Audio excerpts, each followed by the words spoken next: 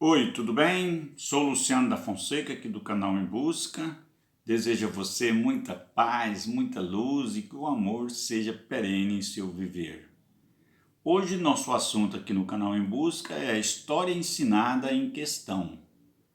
A imposição neoliberal no Brasil e no mundo trouxe um novo contexto na educação. Daí a necessidade de uma discussão, de uma formulação da base nacional comum, tendo como resultado o chamado novo ensino médio. Nesse sentido, nasceu um questionamento sobre a essência ou a serventia de cada disciplina: português, matemática, história, geografia, inglês, sociologia, filosofia e assim por diante. Com relação à história, não foi diferente e não é diferente. Questionamento e mais questionamento, tanto fora quanto em sala de aula. Afinal, para que serve o ensino de história? Para que estudar história? O que tem o passado a oferecer? Neste aspecto, foi formulado e pensado alguns pressupostos para tentar responder a questão e, ao mesmo tempo, apresentar alguns debates que envolvem o ensino de história. Sobre a importância da história, sobre a serventia do ensino de história, Mark Bloch inicia o debate ao responder o questionamento de uma criança a seu pai: para que serve a história? Ao respondê-la, o autor produziu um livro que aponta no título a resposta. O título é O Ofício do Historiador, o papel do historiador, a função do historiador. Assim como questionou a criança, em sala de aula, o historiador, a historiadora é questionada de várias formas e apelos sobre a serventia do ensino de história. Para que serve estudar história, afinal? Como afirma Heráclito, a história é parte de um processo de mudança. Nós mudamos e toda a sociedade muda, pois do mesmo modo que a produção teórica, a produção de forma metodológica da história sofre influência, ou seja, o positivismo, o marxismo, o historicismo, o estruturalismo, todas as correntes do pensar da história possuem uma produção vinculada a diferentes concepções, a diferentes visões. O mesmo pode ser considerado em relação ao ensino. O professor que lê, o professor que estuda, o professor que pesquisa, ele está sempre em mudança. E o professor deve ler, o professor deve buscar, o professor deve ser um pesquisador itinerante. Desse modo, o ensino de história e o professor, a professora, também passa por profundas modificações em seu viver, sua situação econômica, sua situação psicológica, em sua situação política. A nossa vida é uma dialética e nessa dialética da vida podemos ter o bom de influência de vários textos, de vários contextos, de narrativas, de influências. Assim, a história, enquanto ensino, é pensada a partir de concepções e de visões que deve ser articulada ao projeto nacional, ao projeto educacional.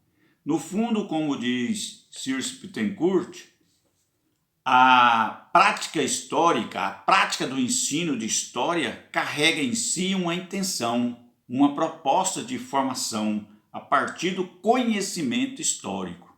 Ser crítico, ser consciente, ser ativo, ser cidadão, ser humano, pois em história não existe a chamada neutralidade. Nesse contexto surge uma pergunta: então o ensino de história não é neutro e quer moldar alguém? Isso não é doutrinação? Opa, existe uma diferença e nós, historiadores, devemos esclarecer, porque existe uma diferença em ser dogmático e ter um posicionamento. ter um ponto de vista é necessário e urgente.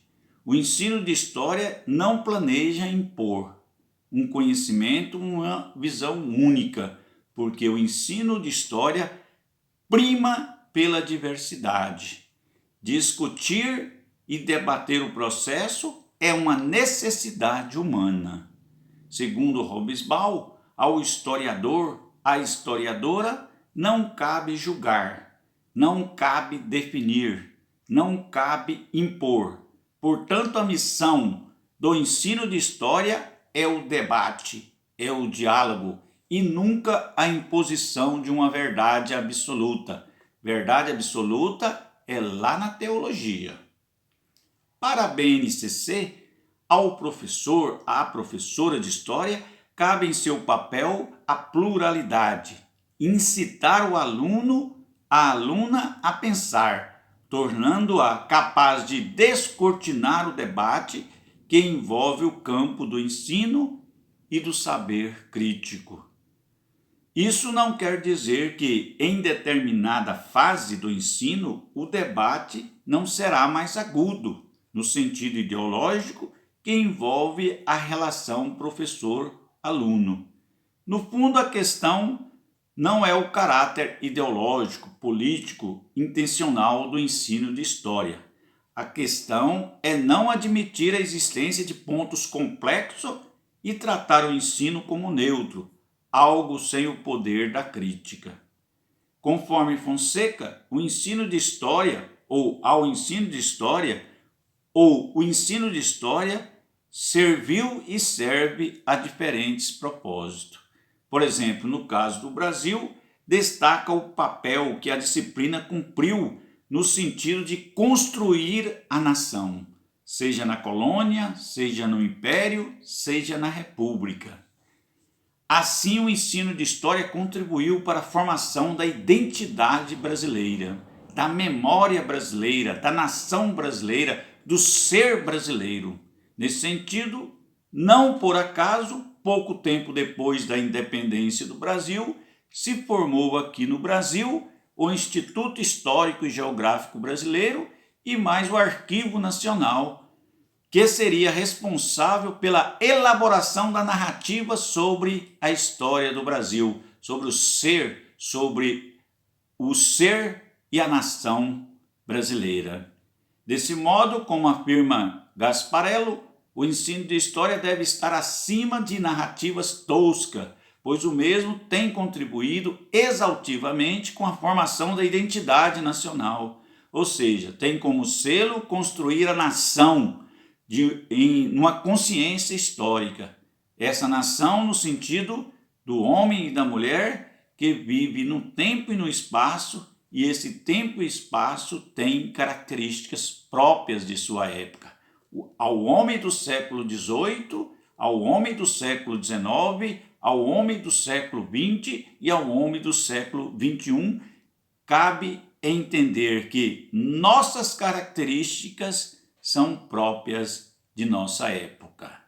O ensino de história, apesar de sofrer questionamento, impõe desafio e perenidade que um professor, que uma professora precisa enfrentar, seja relacionado à identidade, à etnia, ao gênero, à memória, à economia, à política, à representação e tantos outros temas e subtemas que envolve a disciplina.